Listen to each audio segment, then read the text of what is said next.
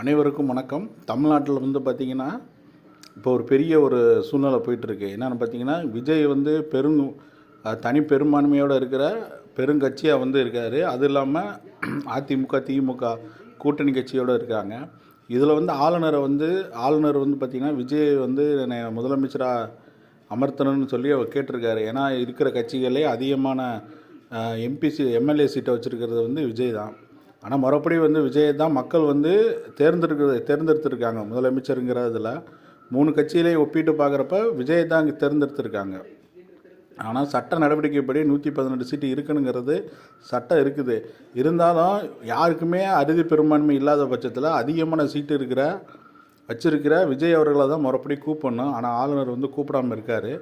இதில் வந்து திமுகவும் அதிமுகவும் ஒன்று சேர்ந்தால் ஆட்சி அமைக்கலாங்கிற சூழ்நிலை இருக்குது. இதில் என்ன நடந்தாலும் சரி, அதிமுக வந்து திமுகவோட சேர்ந்து ஆட்சி அமைச்சாலும் எப்படி அமைச்சாலும் இதில் வந்து 2ல் ஒரு திராவிட கட்சி 60 வருஷம் ஆண்ட ஒரு திராவிட கட்சி இன்னொரு கட்சியோட மிங்கிளாக போகுது. அது மட்டும் உறுதியாக தெரியுது. அது அதிமுகவா திமுகங்கிறத காலப்போக்கில் தான் பார்க்க முடியும். அப்படி பார்க்குறப்ப விஜய் அவர்கள் வந்து ஆட்சி அமைக்க முடியாத பட்சத்தில் வந்து இளைஞர்கள், ஏன்னா அதிகமாக வந்து விஜய்க்கு ஆதரவாக ஓட்டு போட்டது வந்து இளைஞர்கள் தான்.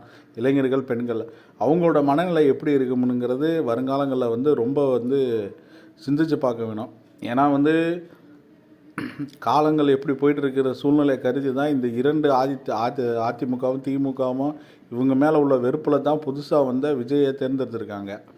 அப்படி இருக்கிறப்ப வந்து அவர் பெரும்பான்மை வராட்டினாலும் கூட மக்கள் அதிகமாக அந்த 3 கட்சியில் அதிகமாக வந்து முதலமைச்சரை யார் ஆகணும்னு விரும்பினதில் விஜய் தான் முதன்மை இடத்துல இருக்கார்.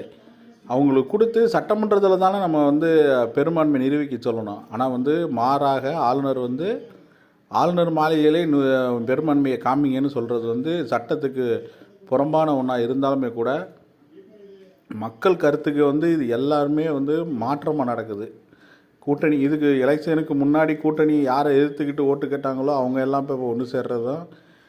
இப்போ வந்து அது வந்து மக்களோட நம்பிக்கை தன்மை வந்து ரொம்பவும் வந்து கீழ்த்தரமாக போயிட்டுருக்கு.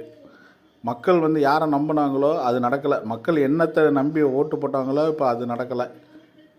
நிச்சயமாக இப்போ வந்து ஆளுநர் வந்து அழைக்கலை. ஆனால் வந்து விஜய் அவர்கள் கண்டனம் தெரிவிக்க மாட்டாரு. காங்கிரஸ் கட்சி கண்டனம் தெரிவிக்குது. இத்தனை நாள் வந்து திமுகவுக்கு சப்போர்ட் பண்ணிகிட்டு இருந்த இந்த காங்கிரஸ் வந்து இப்போ வந்து இங்கே மாறுது.